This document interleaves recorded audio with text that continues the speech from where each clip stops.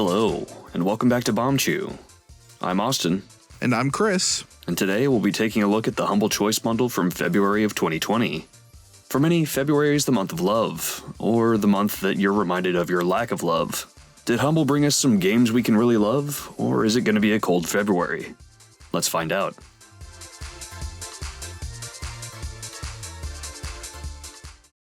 This month's Humble original is Tales from Off-Peak City, Volume 1, and as odd as it may sound, I've been looking forward to this game for some time. This is the follow-up to Off-Peak, a free game on Steam, as well as the Norwood Suite, which we got in a Humble Monthly Bundle 2 years ago. I was gaga over the Norwood Suite for its weird atmosphere and visuals, as well as its awesome music. Each game has a very different set of objectives. This time around, you're trying to steal someone's saxophone by becoming his assistant at a pizza parlor. Starting off, you'll be finding weird pizza toppings to fill out your pizza making station, but quickly you'll start finding hidden compartments, uncovering dark secrets and conspiracies, and trying to get to the bottom of it all. But don't think it'll all be dark and dreary. There were a number of points where I found myself laughing out loud. I couldn't get enough of this talking building and his back and forth with his tenant. This game has connections to Off-Peak and the Norwood Suite, but you don't need to have played those to play this. Much like Norwood Suite, I had trouble tearing myself away from this one, and I plan to finish it as soon as I finish this review.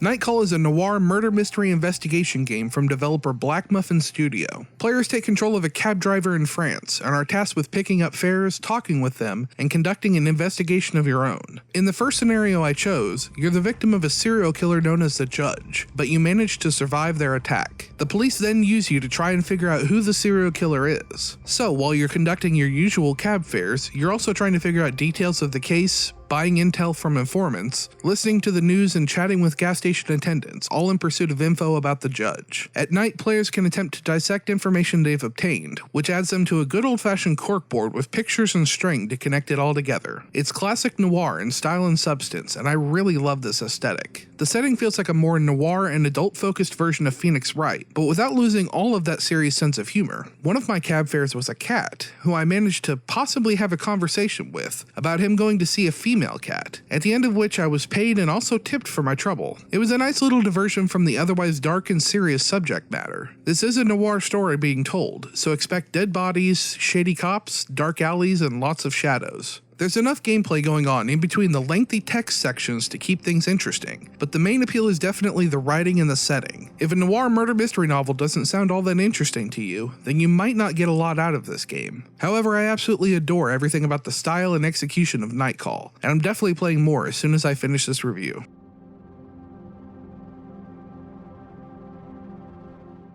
Underhero is a mixture of 2D platformer and timing-based RPG combat in the style of the Mario and Luigi games. You play as an underling of the big evil bad guy. The actual hero has failed in his mission, and you've decided to take over for him. You'll be platforming and puzzling through levels, but a good chunk of your time will be spent in combat. And that's the most unique part of this game, so let's dig into that. You can freely attack when you want, but attacking uses stamina. Use too much, and you'll get tired, leaving yourself vulnerable. What you want to do is watch enemies as they telegraph attacks, and dodge by ducking or jumping, which regenerates a lot of stamina. You can also land your attacks to the beat of the music, which will guarantee a critical hit for you, which will also generate stamina. Stay on your toes in battle and it will move fast. Get tripped up and you won't have a hard time, but it can go slow. You can talk to your enemies, but if you're looking to spare them like you might be thinking with the talk feature from Undertale, unfortunately they just give you tips. You can get out of fighting by bribing them, which gives you less experience and prevents you from being allowed to fight them again, but it's hard to tell if there's any moral benefit for doing this, or if you're just being punished for avoiding combat. I feel like I've barely scratched the surface of this game, so I'll have to play some more to see how everything unfolds. But so far, it's off to a solid start.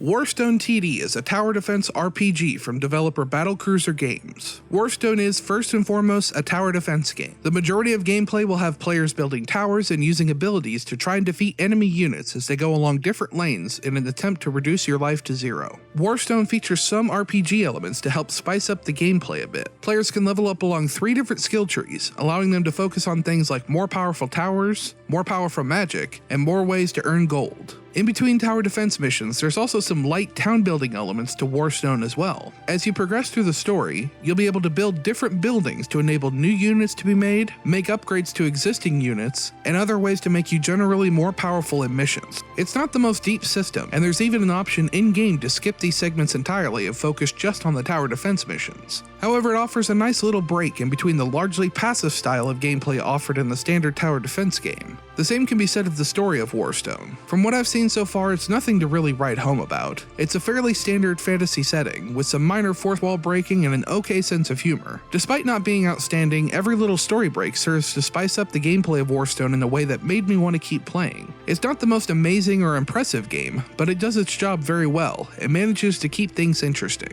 I'll be putting a little bit more time into Warstone. The Hex is a follow-up to Pony Island, and if you're familiar with that game, this is a similar situation where if you are interested in playing already, the less you know going in, the better. If you'd like to skip to the next game, you can move ahead to the timestamp listed on the screen. This game takes place in a hotel bar where 6 video game characters are trying to escape their troubled pasts. A mysterious phone call comes in saying one of the people here is planning a murder. One by one, you take control of each character to get something done in the hotel, triggering a memory of the games you used to be in and how everything went downhill. It's got great meta themes about review culture, intellectual property being purchased up by big companies who have no idea what they're doing with what used to be a successful franchise, and much more. Much like Pony Island, there is gameplay, but it's not really the driving force behind playing. The story and the atmosphere are what will keep you going, but there is gameplay and it's constantly switching genres. That's about all I feel I can say about the game without getting too deep into it. If it sounds interesting, just go play it. And if you haven't played Pony Island, you should probably go play that too.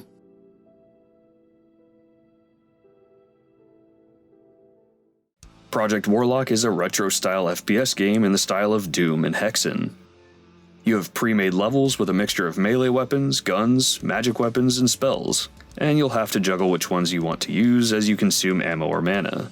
You'll be looking for keys to unlock the path forward, and you'll often get surprised by traps or enemies spawning in behind you. It's basically old school Doom, except you can level up and earn upgrades for your weapons. Leveling up earns you stat points, and every 5 levels you unlock a perk point, which can be used for some major upgrades like being able to walk through enemies. If you play on anything other than casual, you get 3 lives before it's game over, at which point you get sent back to the start of the game, which felt a bit brutal to me. You don't get to keep anything from your previous playthrough to help you progress further the next time, other than the knowledge and skill from the levels that you played. If losing progress sucks for you, maybe stick to casual. As far as Doom-style games that are out there today, this one scratched that itch pretty nicely.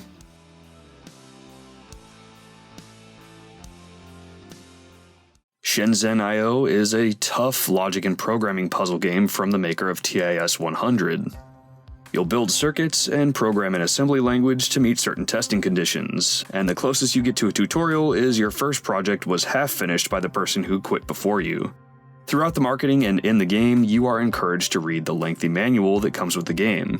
What none of it tells you though is that the manual is almost useless, as it does everything it can to avoid telling you what anything does or how anything works. You'll end up doing a lot of reverse engineering from looking at examples of things doing something similar to what you want to accomplish, and you learn by doing.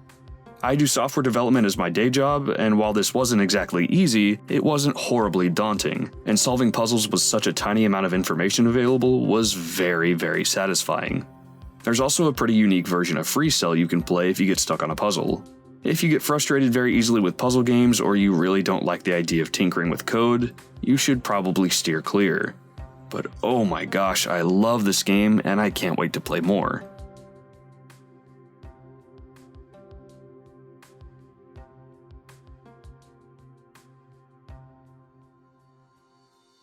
Eliza is a visual novel from developer Zachtronics. Players are put in the shoes of Evelyn, a young woman who previously worked in the tech industry. After some kind of incident in the past, Evelyn is now beginning a new job with a mental health startup based around a program called Eliza. Eliza is basically a chatbot that's programmed to listen to clients' problems and recommend different exercises, medication, and therapy programs for treatment. However, in order to make the experience more personal, the company employs human proxies for each session, having them read the Eliza script to each patient as the session occurs. Eliza is an incredibly fast-growing business and has quickly risen to the top of the mental health treatment industry, but no one outside of the company really seems to trust Eliza, and for obvious reasons. Going through a few different sessions as an Eliza proxy is incredibly unsettling. Not only are you getting a look inside someone else's therapy session, but the inability to deviate from the Eliza script even when the person is begging for human interaction feels very dystopian. The story is the game's obvious strong point, as it is a visual novel. The slightly futuristic setting doesn't feel too far off from where we are today, with mental health and therapy apps and websites becoming more and more common. Eliza takes these roots and ideas and pushes them in interesting, sometimes dystopian directions. While I'm sure a visual novel is not going to be the kind of game that everyone enjoys, the story and subject matter of Eliza feels very fresh and new,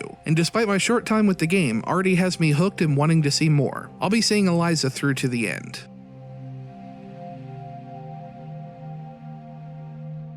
Okami HD is an action-adventure game that follows Japanese mythology. You play as the wolf Amaterasu, who is called forth to remove a curse from the land. The story drop at the start of the game is long, especially for an action game like this, and I found the helper bug chimed in way too often right as I would start having fun. But once you get past that, you have a really cool Zelda-style game with an incredible ink wash painting visual style that has aged quite gracefully from its PS2 origins. You'll be fighting monsters, solving puzzles, platforming, and playing through dungeons. Where the game is unique for its time is the Celestial Brush, which can be used to manually paint over a scene to use different powers from the Celestial Brush gods. You can mend bridges by filling them in, call out the sun by drawing a circle, destroy enemies with a slash through them, and much more. It gets off to a real slow start, but once it gets going, you'll see why the people who love Okami love it as much as they do.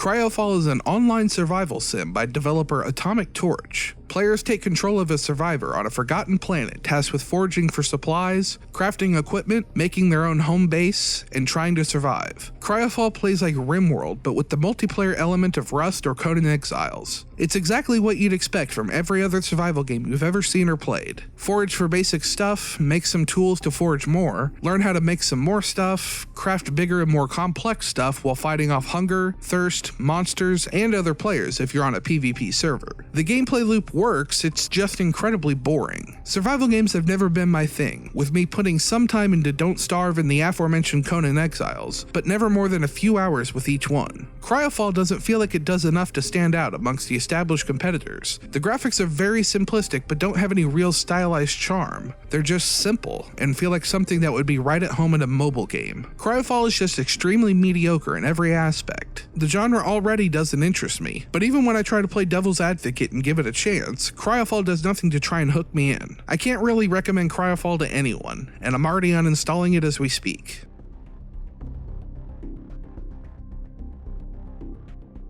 Book of Demons is a deck-building isometric dungeon crawler. I'll be honest, I really didn't think I would like this game because on its surface, none of the elements it combines really appeal to me, but it does so much that makes me really like it. It's like the Slay the Spire of dungeon crawlers. Everything is very accessible. Things start easy, but you can expect to have to play a good few times before you'll be strong enough and know the game well enough to make it to the end.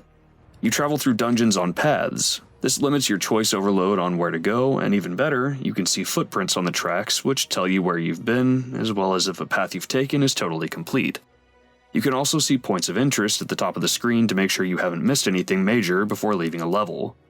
Combat and item interaction works like this. If something is in your circle of light, you can attack it or interact with it. Melee enemies have to get next to you in order to hit you, so this puts you at a great advantage until you start fighting ranged enemies. You can use mana to cast spells, or if you don't fancy magic that much, you can have a portion of your mana taken by armor that you equip, which gives you passive skills. This is a really cool balancing mechanic, and gives you a reason to upgrade your mana even if you aren't playing as a spellcaster. Bosses have multiple phases, which are shown to you ahead of time so you don't just go nuts only to be surprised by another phase, and level ups. I love the way level ups work. Every time you level, all enemies you fight go down in health by 1 heart. You keep doing consistent damage, and you can tell looking at a health bar just about how many swings it will take to kill that enemy. You also get to choose between an extra point of max health or max mana, and whatever you don't choose you can claim from a cauldron back in the town that holds your rewards from bosses. This costs gold to use and goes up in cost each time you use it, so you'll have to decide if you want to claim what's in there now or wait and risk losing it if you die. Oh, and you can choose how long you want a session to be, so if you have plenty of time to spare, roll a long level. Only have a few minutes? You can roll super short levels too.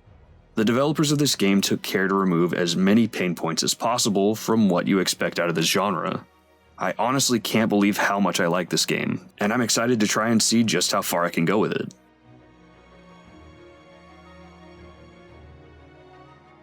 Pathfinder Kingmaker is an isometric role-playing game similar to Pillars of Eternity. I played a bit of Dungeons & Dragons, so when I tried out Pathfinder, I was instantly in love. Luckily, that tabletop experience has been translated pretty faithfully into Pathfinder Kingmaker. From the get-go, it's clear the game is appealing to both longtime Pathfinder players and newcomers as well. The options allow for a great amount of tweaking to the experience, and the character creation is fairly robust.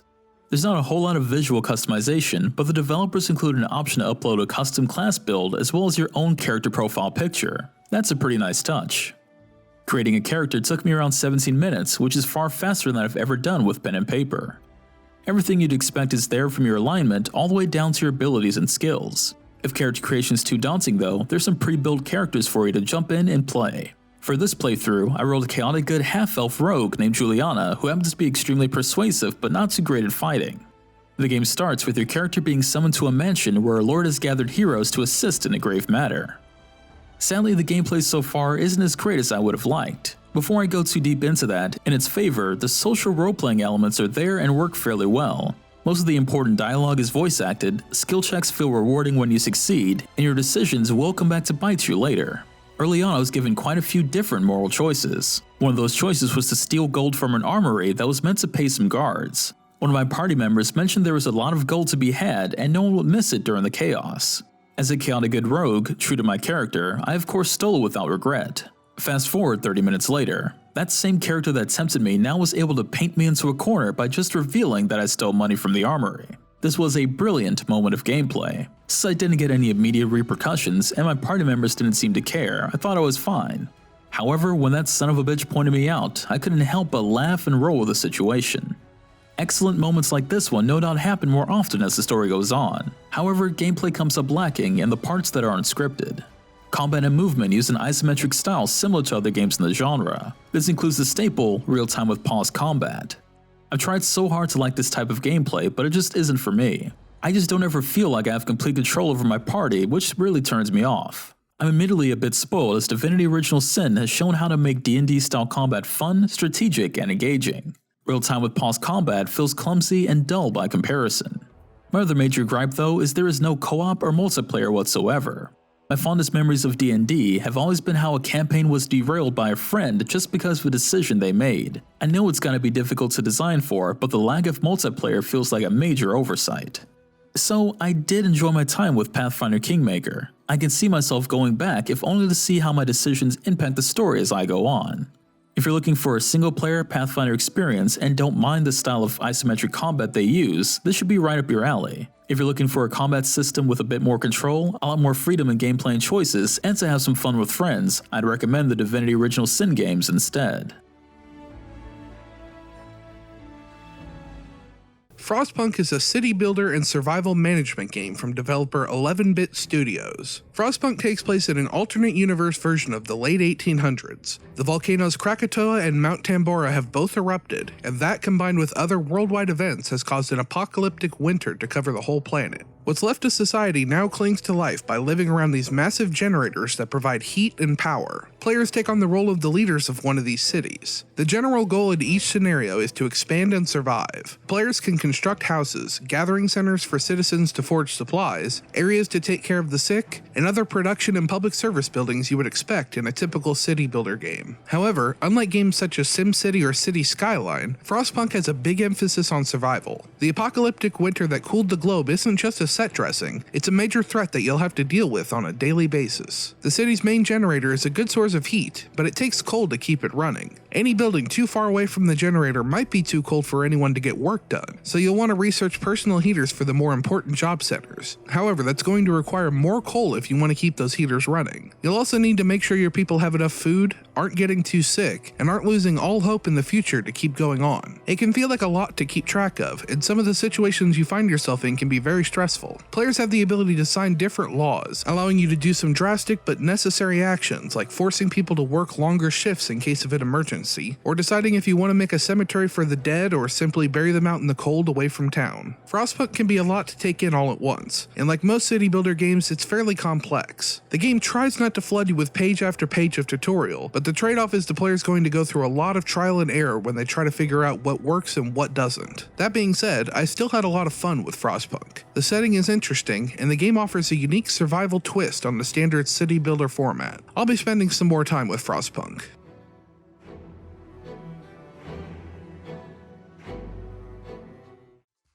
So overall, how was this bundle? I was super stoked for this humble original, and it really fits the bill. Weird and experimental, but it has the caliber of a full-on bundle game for me. It launches on Steam in the next few months, so here's hoping we get a key. And I can't wait for Volume 2. There was a solid mix of genres, with mostly great representatives for each that might pull you in if you weren't a fan of a particular genre before. All the games had a minimum score on Steam of mostly positive or higher. I'd agree with Austin. While every game isn't going to please each person, with a wide mix of genres and some interesting twists on established genres, it's hard not to find something that will pique your interest here. If you want to figure out how much your particular picks are worth, here's the retail price of each game. If you're on the basic plan, which games should you pick? There are a lot of different ways you could go, but personally and purely from what I liked playing, I'd pick Nightcall, Book of Demons, and Shenzhen I.